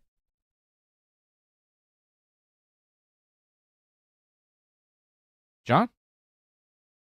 Are you there? Yeah, well, I'm here, but I guess you didn't see the package they did air. Like, they had a thing about Jericho having a promo, and he talked about how he had wrestled Atlantis Senior. Yeah, I saw his promo. Right. Was there a video package too? I thought it was just Jericho talking. There was a little bit. No, there was a package too. Okay. But I get it. Like, that's not a lot to get you invested. That's the main event of the show too. So I can understand how it's like, why should I care about this, and why is this the main part of the show in a sense? Yeah. I understand why you feel that way, but like, it does mean something to Jericho. And like, I thought the match was fine for what it was. Like, I wasn't expecting an amazing match. I thought this was all right, and it didn't end the show, so I didn't feel like this was the worst thing. Plus, this build to the fact that Jericho is involved in a scramble match now at the pay-per-view. Right. They canceled Meat Madness. Yep.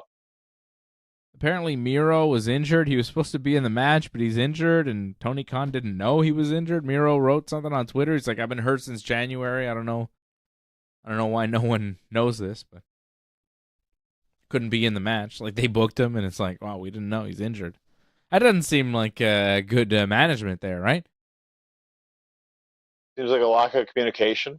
It looks like there's problems there, obviously, but that's too bad. But I think the scramble match, it looks like it could be pretty good, actually. And it's the number one contendership shot, too. Like, whoever wins gets a shot at the AEW World Championship. All right, let's break it down. Let's figure out who's in this match and who's on this pay-per-view. Let's give you some predictions. Chris Jericho is in the match. It's now called the All-Star Scramble, initially called Meat Madness. Last week, it was Wardlow, Powerhouse Hobbs, and maybe Brian Cage that was in it. It was supposed to be all big guys, and then they changed their mind and changed it to an all-star scramble. A lot of people taking shots at AEW's booking and lack of long-term vision. I'm hearing a lot of that this week, and this seems to be a prime example. Kind of a mess of a match where the winner gets an AEW World Title match. The winner gets a title shot for the top prize in the company, and this match was sloppily put together. At first, it was called Meat Madness. I don't think a title shot was affiliated with it. Now it's an all-star scramble with a title shot attached. That's disorganization. That is not good. You know what I mean? It doesn't read well. No, I don't disagree with you. Like, it's kind of a mess, and they're just trying to make the best of a situation that went awry, but it's not the best way to handle it. However, I'm glad it's not just a random ladder match, which they've done in the past. And I always expected Wardlow to win the original match, so I'm expecting he's going to win this match too. Yeah. So no, Angelo, I'm sorry, there will be no Revolution post-show this Sunday. Unfortunately, it's just impossible given circumstances. But we'll offer something next week with the post show or Wrestling Uncensored. Probably be on Wrestling Uncensored unless we find time next week. But quite frankly, we've got a full plate. So yeah, it'll be one of the very, very rare wrestling pay-per-views where we don't go on after, right? I mean, when's the last time we didn't go on after an AEW or WWE show? Maybe when I was in Nova Scotia in No, wait, I was really sick. Didn't I have COVID for SummerSlam? There was that. I was thinking it was all. No, was Survivor all out, Series. No? Survivor Series. Okay. I had COVID at Survivor Series. Remember Punk came back and we didn't do a post show because I was really, really sick? Oh, that's right. That did happen. And this was last year. Yeah. Wow. Yeah. That's so November Survivor Series, which I was so pissed too because it was such a massive show. I remember watching that with like 101 fever, 102. It was a bad fever. For me, it was quite high and I was sick and I couldn't do anything.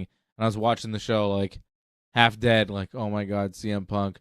I want to do a show, but I can't. I really want. I was like, I can't believe we're not on now.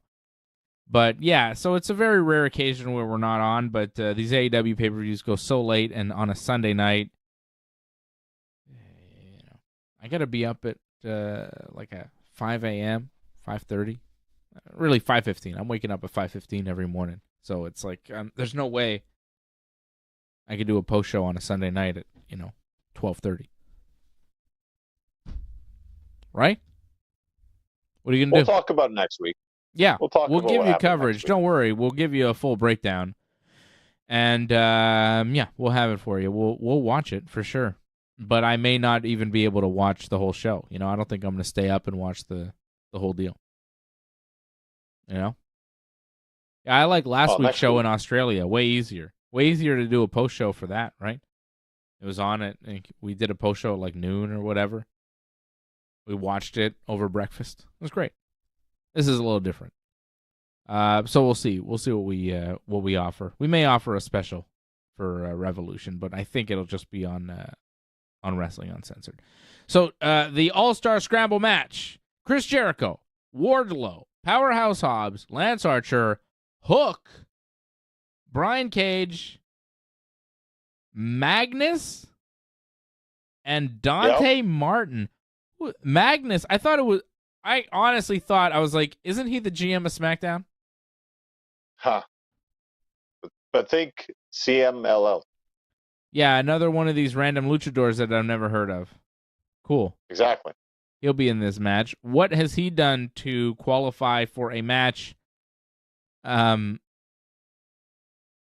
a potential AEW title shot? I believe he beat Seidel tonight on Rampage. Okay.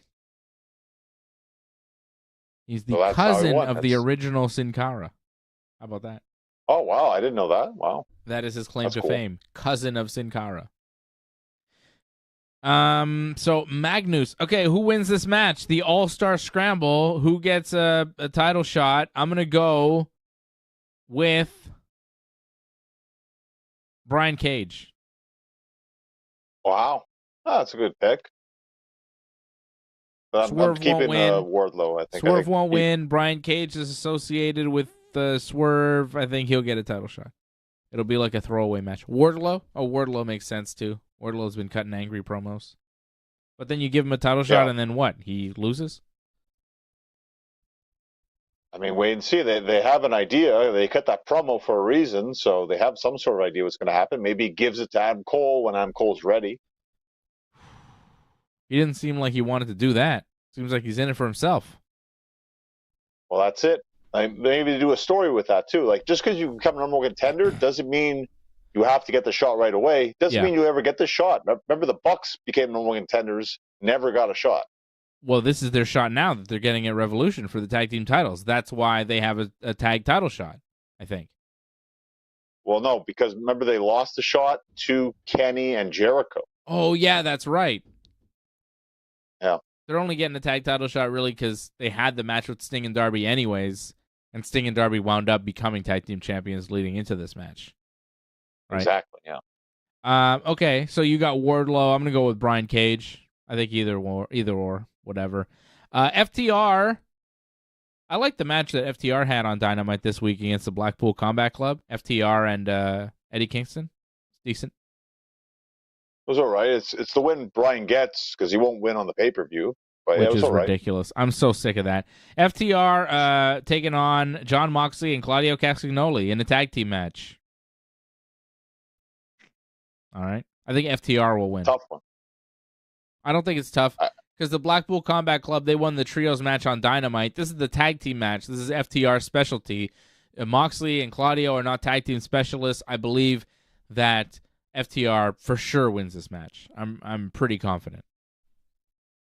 I'm going with FTR, but I'm not 100% confident. I could see Moxley and Claudio win it because Brian's losing for sure, I think. So I think maybe they'd actually give a win to Moxley and Claudio. But, like you said, FTR are the tag team specialists, so they should win this match. I think FTR wins. I think Claudio takes the fall. I think Bryan Danielson versus Eddie Kingston, a singles match for the Continental Crown Championship. If Danielson loses, he has to shake Kingston's hand. Now, we've already seen Eddie Kingston beat Bryan Danielson. How many times are we supposed to watch this?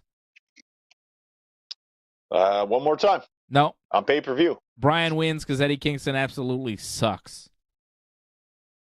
You're really going with that? Wow. Okay. Yeah. Okay. Yeah. I always go with the American luck. Dragon no matter what. Bryan will win because Eddie Kingston sucks. Bryan is the best. You got to give Bryan a championship at some point in AEW. He's got to win some sort of belt, some sort of something. He hasn't won a goddamn thing his whole AEW run, and apparently it's coming to an end pretty soon. So I would give him some sort of belt to wrap up his full-time career, and I would have him beat Eddie Kingston for it. Why are you going to lose to Eddie Kingston a million times? It's ridiculous. It's ridiculous. And give Bryan 3 belts that he has to defend after that? Yeah. That seems like a little too much, I think. He defends them all at the same time, every time. It's one belt, really. Eddie Kingston's defending it one time. Yeah, but Eddie just won that title too as well, like all 3. So I don't see him losing it right away. But this would allow Bryan to go and wrestle in different places and defend belts in different places, which is what he loves to do. And if he's going to have one last year wrestling full-time, I think he's going to wrestle really full-time. Not just once a week, but, multiple times a week. He wants to really, end it out with a bang. I think it would make a lot of sense for him to win this belt, and it would allow him to go and wrestle in Ring of Honor and in New Japan. And, he could go around and defend this championship in multiple promotions with multiple opponents. It would open him up. Like, that's a good philosophy, thinking, but he does that anyways. He doesn't really need a title to go out and go to places. He goes to them anyways without those titles. So I don't think he needs those titles to do that. He just does whatever he wants anyways. I'm going to go with Bryan Danielson. You can go with Eddie Kingston. We'll see what happens. How about Christian Cage defending the... What? Fine. Well, all right. Yeah, there you go, John. Already, we're disagreeing on a lot of these matches, right? We're disagreeing on the scramble, disagreeing on Kingston and Bryan. And you know me, I'm always going to go with Bryan. Christian and Daniel Garcia, TNT title. I think Christian wins. I mean, come on. I agree. Unless... He should win. Unless Edge costs Christian the belt? Doesn't make sense, really. Because I felt Garcia kind of put down Edge. Yeah. Saying, I would have made him tap. And, why would Edge come out and help him? Doesn't make sense. Edge not booked for this pay-per-view. That's fine. I mean, gives Edge and Christian a break a bit. Let it breathe a little, and that's fine. Gives Garcia a match. We don't really need it, but they love him a lot, so they want to give him that match. Go ahead. Let's see what Christian can do. Christian always has great matches. Can he have a great match with Daniel Garcia? I think he will. Christian's great. He can have a great match with anybody. Will Ospreay, speaking of great matches, Will Ospreay, Konosuke Takeshita. This will be great. This may steal the show. I think Ospreay will definitely win his first match on pay-per-view for AEW. Well, his first match as a full-time AEW roster member. I thought the promo was fun this week with the Don Callis family and Will Ospreay on Dynamite. It was solid stuff. And Ospreay also reminding us that he's already got wins in AEW over Chris Jericho, Kenny Omega, and Orange Cassidy. To be 3 of the top guys in AEW, and he's going to be a main player in AEW, and I think there's a lot of very, very interesting things for Will Ospreay to do. And I'm looking at the month of March, Ospreay's now in AEW. We know that Sasha Banks is going to debut in AEW in a couple of weeks in Boston. And there's talk that Kazuchika Okada, he's wrapped up now in New Japan. He's done in New Japan. He may be debuting in AEW any day now. He might be at Revolution. Well, I think because they like to do the debuts after the pay-per-view, right? Okay. There's always a big debut right after Dynamite. I can see that. AEW Dynamite is in Toronto on the 20th of March. I could see Okada debuting there. The week after Sasha Banks debuts in Boston, they debut Okada in Toronto. Big market, big crowd. I think it's going to happen soon. I think they got Okada. They got Sasha Banks. It's massive. And now they got Will Ospreay. AEW's talent roster is going to be bumping up here in the next couple of months. We're in for some very exciting times in All Elite Wrestling. Some of the best talents in the world showing up to this company, right? Ospreay, Okada. To add Ospreay and Okada and Sasha Banks to your roster in a month? Imagine. It's huge. Yeah, well, again, wait and see. You don't know for sure about Okada, though. It's rumored about Okada, but it's not 100% confirmed. But if they could add those 3, it's almost like having one CM Punk. Almost. It's almost like a quarter of a Rock, almost. I think there could be some very interesting matchups, without question. I'm not dying for some of those promos, but I think wrestling-wise, I think the quality will go up, I think. Of course. I thought Ospreay's promo was good. I didn't mind it. I thought it was all right. It's just he's in a weird spot right now because he's friends with heels, but he's kind of not a heel. Yeah. But it wasn't bad, his promo. It's just I'm not dying for this terrible feud that he's got going on. It's not it's just it's going to be a good wrestling match. That's pretty much it, which is fine. I think it's going to be an opening feud here for Will Ospreay. He's going to have the wrestling match with Takeshita. He's going to break away from the Don Callis family. He'll feud with them for a bit, and then we'll see where he goes. But I think just having him in AEW is going to be great, and the match with Takeshita is going to be awesome because Takeshita is a great wrestler too. So I think the match will be very good. You got Ospreay winning though, of course, right? We agree on that. Yes. Yeah. Okay.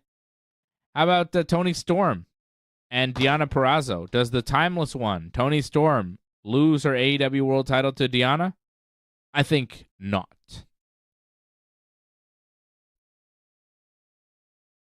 Yeah, I have Toni retaining as well. I don't know about you. I think Toni would retain. Yeah. She shouldn't lose her title this quickly. Again, she only recently won it, so she should retain. Yeah.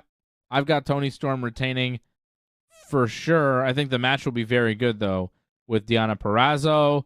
How about the world title match? Samoa Joe. We already said Samoa Joe, right? We both agree? Samoa Joe on that one? Right? Yes. All right. Yeah, without question. Orange Cassidy defending the AEW International Championship against Roderick Strong. Is Roderick Strong the man to take it from Orange? I'll take a leap of faith. I'll say yes, because I don't have too many titles changing hands too. So yeah, I'll say Roderick wins the title. I'm going to say he doesn't. I think Orange wins. I think the title change will be Bryan Danielson winning. How about that? And the tag team titles. I think the Young Bucks do win the tag team titles I think Sting will lose the match going out. I think the Bucks will win, and the match will be great, and it'll main event.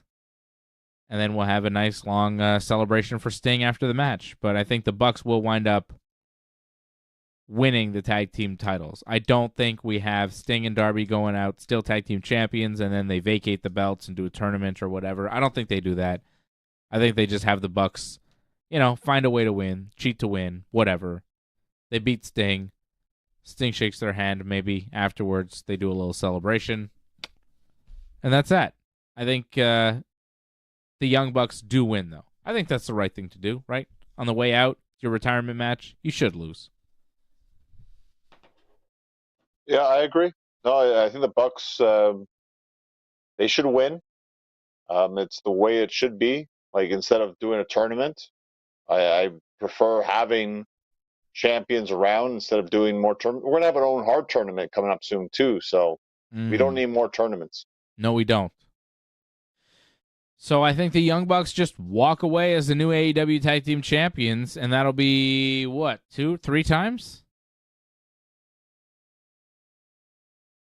3, I think, yeah. Wow. First tag team to 3, right? No one else in AEW has been 3-time tag champs? I think FTR didn't do it already?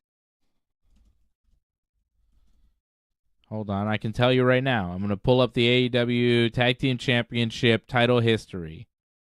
First tag team champions were Kenny Omega and Hangman Page, lasted 228 days.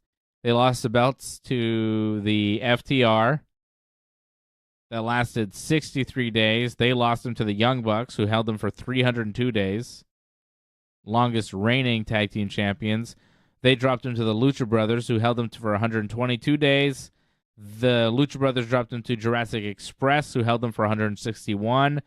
Jurassic Express dropped them to the Young Bucks. The Young Bucks, for their second title run, had it for 28 days only before dropping them to Keith Lee and Swerve Strickland, who held the belts for just 70 days before dropping them to the Acclaimed, who held them for 140, who dropped them to the Guns, who held them for just 56 days, who then dropped them to FTR, who won it for the second time there and held them for 185 days.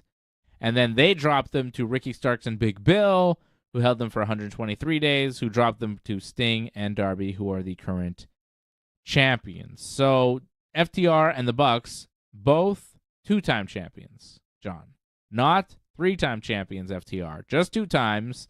And the Bucks looking to become the first AEW tag team to become 3-time champions in AEW. And the Bucks also, I should mention again, are the longest reigning tag team champions in AEW history with a record of 302 days.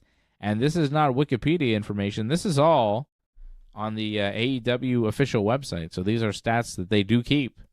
And they do put the days and everything officially. So the Young Bucks officially 302 days as the AEW Tag Team Champions. That run has not been really close. No one has even hit. Well, Kenny and Hangman held them for 228. So I guess that is quite a while. So the first champions held them for 228. The Bucks held them for 306 or 302. Longest reign of FTR was 185 days. Kenny and Hangman weren't the first tag team champions. Well, they are according to the AEW. Hold on. That's incorrect. Oh, they beat. No, they say that's what AEW says. SCU? Well, SCU were the first tag team champions, and then they beat, or Kenny and Hangman beat them on the Jericho Cruise, remember? On Dynamite. Yeah. No, that's correct. So why is AEW telling me something different? Why are they lying to me? Oh, I don't know, but they're lying. You are correct. It was SCU. I mean, I remember that. They held them for 83 days before dropping them to Hangman and Kenny on the Jericho Cruise, I believe. Yeah. Hangman and Kenny beat them on the boat in the middle of the ocean.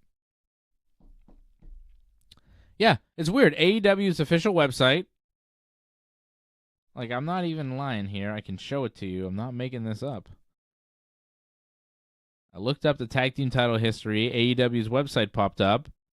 And when they show you their history, this is what they give us. Look, Kenny and Hangman as the first tag team. You go to the bottom of the page, it's Kenny and Hangman. And then they show you, FTR, and then the Bucks, Lucha Brothers, Jurassic Express, Bucks again, Swerve, Ian Lee, Acclaimed, Guns, FTR, Starks and Bill, and then Sting and Darby. Like, there's no mention of SCU. That's weird. That is really weird. You would think they'd have the first ever tag champs. Yeah, they are the first tag champs, yet not acknowledged as such.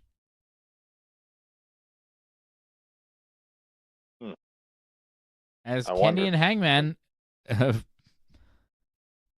seems like they're the first tag team champions. But they're not. You are correct. When you said that, I was like, yeah, wait a second. Oh, we watched this, yeah. Yeah. We watched all this stuff. I remember this. I said, wait a second. This is not how I remember things.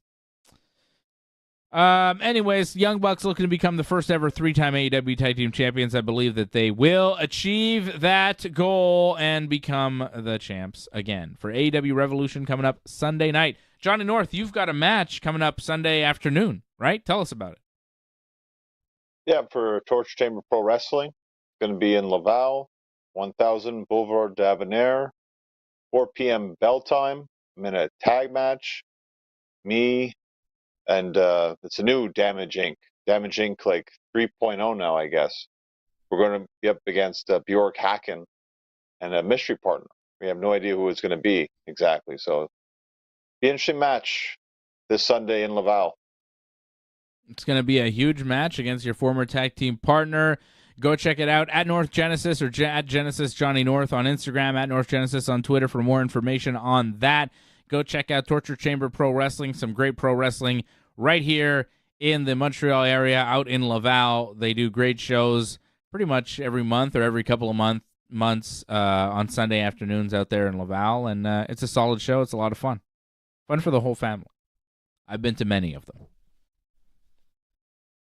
AJ might come this Sunday, he said, so that should be fun. Okay. Nobody invited me. But we'll wait and see. What about Dave? Well, you can come if you want, but I know like you want special circumstances. I don't know if we're going to get the special circumstances for Sunday, sadly. I don't know what that actually means. Like free tickets for me or like, what do you mean? No, like you wanted a special situation. What happens on the show, but I don't know if we'll get that this Sunday. You have to wait for another show, I think, maybe. Who we'll wanted that? About it off air. Me or AJ? You, but we'll talk about it off air. Don't worry about it. Okay. I don't know what you're talking about, but we'll talk about it, I guess. All right. I'll be back here Thursday night, 8 p.m. Eastern Time for Ringside Report MMA. We got a lot of things cooking. There'll be more news about the softball team. If you want to be on the Ringside Report Rhinoceros softball team, send me a message on Twitter or Facebook or Instagram. Send it to me soon because the team is filling up. If you want to play on our softball team, send me a message with your name, your phone number, and an email so I can contact you, and I will be in contact with you, and I'm going to sign you up to play softball with me and AJ and the rest of the Ringside Report crew over the summer. So we are setting this up now. If you want to sign up, hit me up because Coach Dave is ready to rock. And that is it. Thank you for watching. We will see you again real soon right here on the Ringside Report Network. Thanks for sticking with us to the end. We would really appreciate it if you could help us spread the word. You know the drill. Hit that subscribe button, flip those notification switches. We are an audience-supported network, so consider becoming a recurring supporter at membership.ringsidereport.net. Check out our website at ringsidereport.net. Hope to see you again next time, and have a